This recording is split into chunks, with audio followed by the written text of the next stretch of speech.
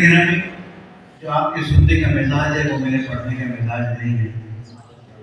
آرام سے حوصلے سے سنتے جائیے تاکہ کچھ چیزیں آپ کی خدمت میں عرض کر دوں اور انشاءاللہ ایک جامع گفتگو ہو جائے.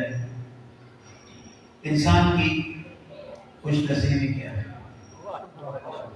ہر کوئی خوش نصیبی کے پیچھے بھاگتا ہے.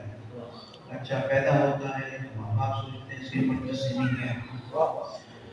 جب بچہ بڑا ہوتا ہے سمجھنے قابل ہو جاتا ہے سوچتا ہے اس کی خوش نصیبی کیا ہے، اس کی خوش نصیبی کیا ہے. اور انسانی فطرت میں انسان اپنے لیے بھی اور اپنوں کے لیے خوش نصیبی کی تلاش میں رہتا ہے. کسی کی نظر میں مال خوش نصیبی ہے، کسی کی نظر میں اولاد خوش نصیبی ہے، کسی کی نظر میں کوئی مقام خوش نصیبی ہے. ہم فقیروں کی خوش نصیبی یہ ہے کہ اہل بیت کے دروازے پر آ کے بیٹھے.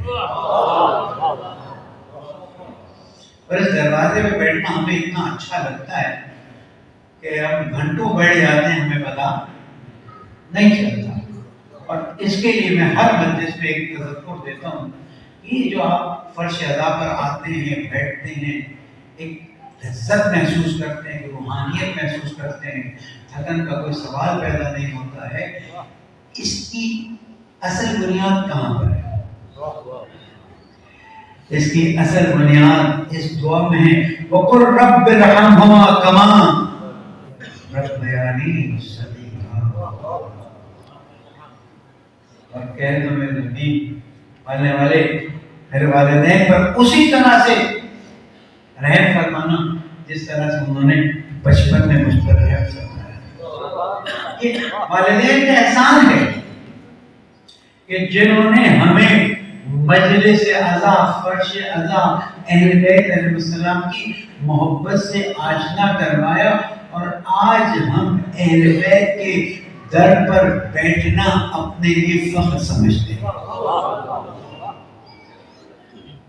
اللہ تعالیٰ نے فرمایا لَإِن شَكَرْتُمْ لَأَزِيدَنَّكُمْ. شکر کرو کہ نعمت بڑھتی جائے گی. تو جتنا شکر کریں اتنا کم ہے کہ پالنے والے تو نے ہمیں ایسے گھرانے میں پیدا کیا کہ جس گھرانے کی برکت سے ہم اہل بیت کے دروازے پر آ کر بیٹھ گئے. اس کے بعد دوسرا حق ان علماء کا ہے، ان ذاکرین کا ہے، ان معزز شخصیتوں کا ہے کہ جنہوں نے اپنے علاقے میں بیٹھ کر لوگوں کے دلوں کو اللہ سے، رسول سے، آل رسول سے، اہل بیت سے جوڑ دیا. اور اب وہ الحمدللہ اہل بیت کے در پر بیٹھنا اپنے لیے افتخار سمجھتے ہیں. رسول اللہ الجزاء الاحسان الا الاحسان.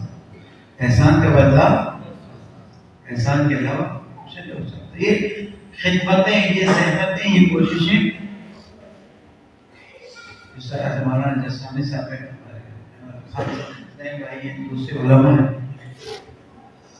یہ آسان نہیں ہوتا. ممبر پہ آپ ہمیں دیکھ لیتے ہیں کہ جناب ممبر پہ بیٹھے ہیں اور پبلک سن رہی ہے. ممبر کے بعد جو ذمہ داری ادا کرنی ہوتی ہے، اس لیے کہ قرآن مجید میں اللہ تعالیٰ نے ایک بات کہی ہے الذین آمنوا لما تقولون ما لا تفعلون. خبر مقتا عند اللہ ان تقولوا ما لا تفعلون. ایسی بات کیوں کرتے ہو جس پر تم خود عمل پیرا نہیں ہونے والے. اللہ تعالیٰ کو بہت برا لگتا ہے کہ تم ایسی بات کرو جس پر تم عمل کرنے کا ارادہ نہیں رکھتے. اسی لیے دین کی سیاست کا سسٹم الگ ہے اور دنیا والوں کی سیاست کا سسٹم الگ ہے. دین کی سیاست میں اگر کوئی وعدہ کیا ہے تو پورا کرنا پڑے گا. یا الذین آمنوا اوفوا بالعقود. ایمان والوں جو وعدہ کیا اس کو پورا کرو. دین چھوڑنے والا نہیں ہے. وَكُلَّ إِنسَانٍ أَلْزَمْنَاهُ طَائِرَهُ فِي عُنُقِهِ وَنُخْرِجُ لَهُ يَوْمَ الْقِيَامَةِ كِتَابًا يَلْقَاهُ مَنشُورًا. اقرأ کتاب. ہر انسان سورہ بنی اسرائیل میں سورہ اسراء بھی کہا جاتا ہے. ہر انسان الزمنا ہوتا ہے.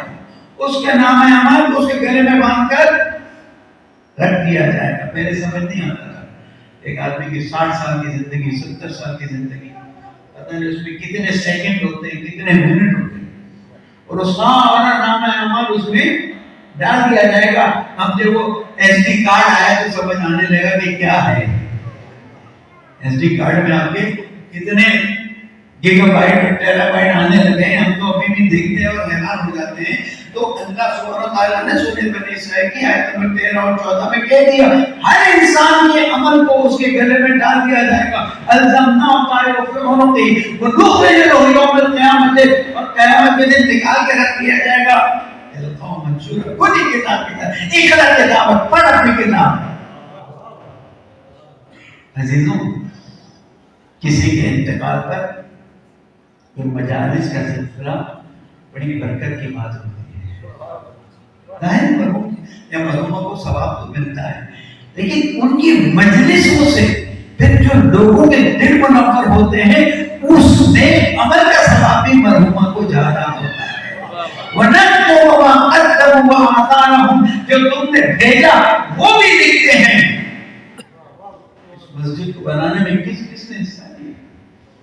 ایک اینٹ بھی اگر کسی نے لگائی، جب تک اس مسجد میں نماز کا سلسلہ جاری ہے، عزاداری کا سلسلہ جاری ہے، تب تک اس شخص کو اس کا حصہ ملتا رہے گا.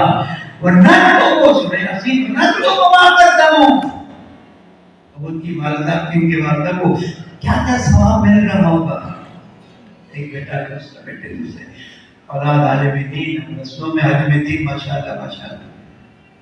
خوش قسمتی ہے کہ انسان اپنے نامہ اعمال کو اس طرح سے تیار کرے کہ جب موت کی طرف آگے بڑھے تو اسے ٹینشن نہ ہو، اسے پریشانی نہ ہو. کیوں؟ اس لیے کہ جتنا تم نے اچھا عمل کر لیا باقی پریشان مت ہونا، ولایت اہل بیت کا ثواب ملتا رہے.